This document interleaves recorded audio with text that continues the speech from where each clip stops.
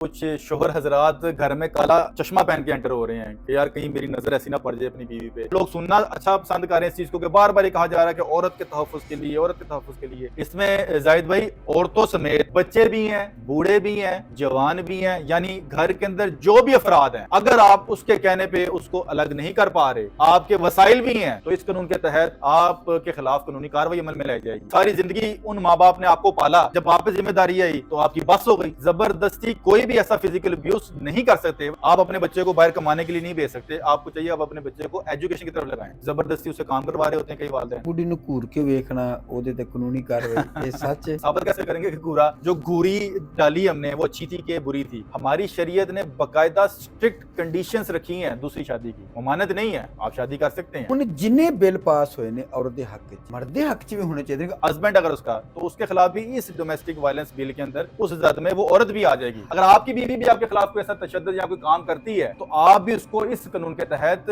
कानूनी कार्रवाई में लेकर आ सकते हैं।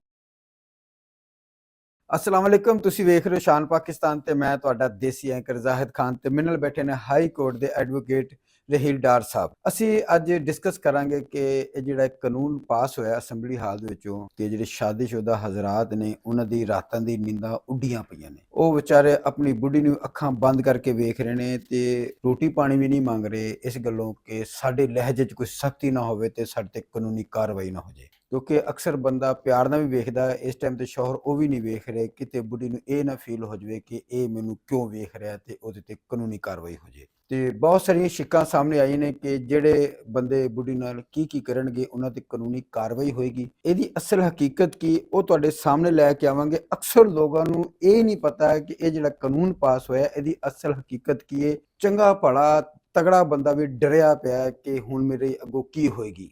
ਕਿ ਤੁਸੀਂ ਉਹਨੂੰ ਵਾਲਦੇਨਾਂ ਨਹੀਂ ਰੱਖ ਸਕਦੇ, ਤੁਸੀਂ ਉਹਨੂੰ ਉਹਦੀ ਮਰਜ਼ੀ ਤੋਂ ਬਗੈਰ ਬੁਲਾ ਨਹੀਂ ਸਕਦੇ। ਬਹੁਤ ਸਾਰੇ ਮਾਮਲਾਤ ਨੇ ਤੇ ਬੰਦੇ ਤੇ ਮਰ ਗਏ ਨੇ। ਤੇ ਘਬਰਾਓ ਨਾ, ਤੁਹਾਡੇ ਸੇ ਅੱਛੀ ਖਬਰ ਹੈਗੀ ਏ।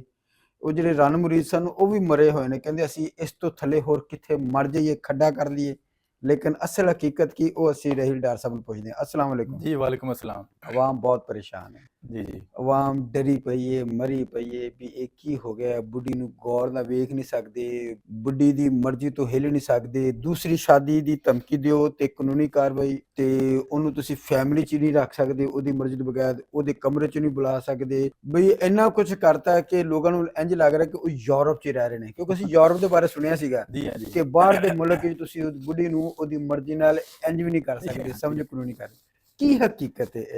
इतना जाहिद भाई डरे हुए हैं, इतना इस कानून को लेके मीडिया पे इतनी बातें हो रही हैं कि ये भी सुनने में आ रहा है कि जैसे आप देख रहे हैं, मैंने भी ऐनक पहनी हुई है कि कुछ शोहर हजरात घर में काला चश्मा पहन के एंटर हो रहे हैं कि यार कहीं मेरी नजर ऐसी ना पड़ जाए अपनी बीवी पे।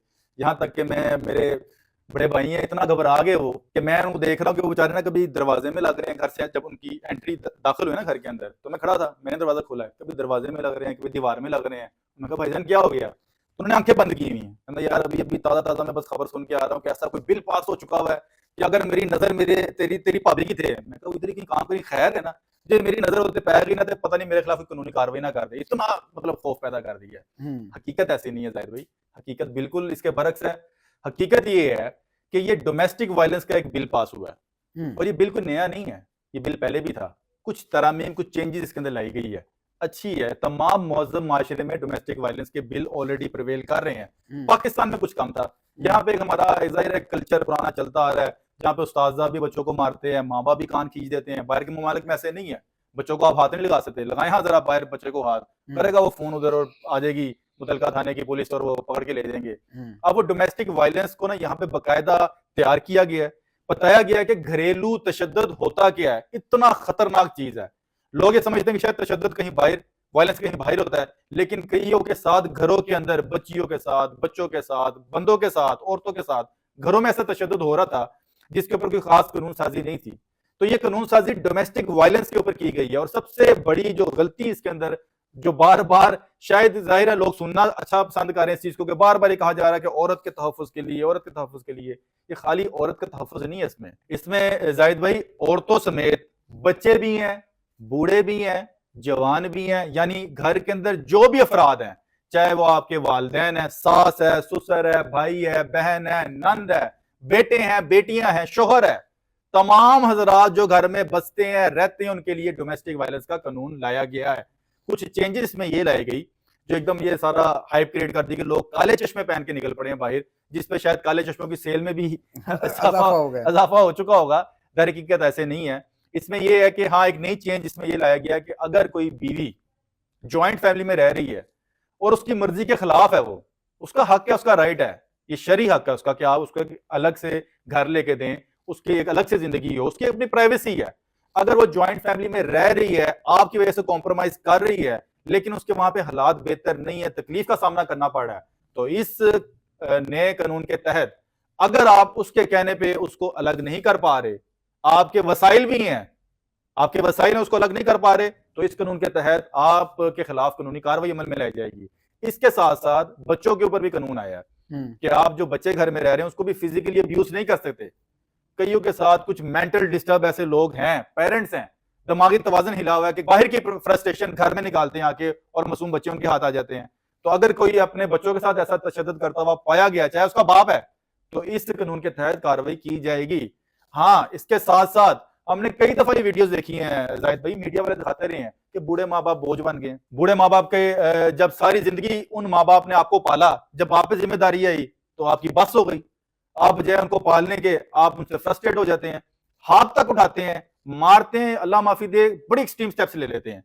तो अगर अब आपने अपने वालिदैन के खिलाफ जो आपके साथ घर में रह रहे हैं कोई भी ऐसा फिजिकल अब्यूज किया या उनको तंग किया, तो आपके खिलाफ इस डोमेस्टिक वायलेंस कानून के तहत कानूनी कार्रवाई अमल में लाई जाएगी। ਇਹ ਸਾਰਾ ਯੂਰਪੀ ਕਾਨੂੰਨ ਨਹੀਂ ਲੱਗਦਾ? ਅਸੀਂ ਸੁਣਦੇ ਹੁੰਦੇ ਸੀ ਕਿ ਤੁਸੀਂ ਬਾਹਰ ਦੇ ਮੁਲਕ ਜਾਓ ਨਾ ਤੇ ਤੁਸੀਂ ਬੱਚਿਆਂ ਨਾਲ ਸਖਤ ਗੱਲ ਨਹੀਂ ਕਰ ਸਕਦੇ ਤੇ ਤੁਸੀਂ बीवी ਦੀ ਮਰਜ਼ੀ ਤੋਂ ਬਗੈਰ ਨਹੀਂ ਚੱਲ ਸਕਦੇ। ਉਹ ਕਾਨੂੰਨ ऐसा पाकिस्तान चाह रहे हैं। ये देखें, यूरोपीय कानून नहीं है जाहिद भाई, ये मुहज़्ज़ब माशरे के अंदर ये कानून आना चाहिए। वो जो यूरोप की आप बात कर रहे हैं ना, जो आप मतलब बताना चाह रहे हैं, उसमें हाँ वो एक बदतमीजी का एक एलिमेंट आ जाता है कि बच्चे अपने माँ बाप के सामने खड़े होते हैं, ये वो चीज नहीं है।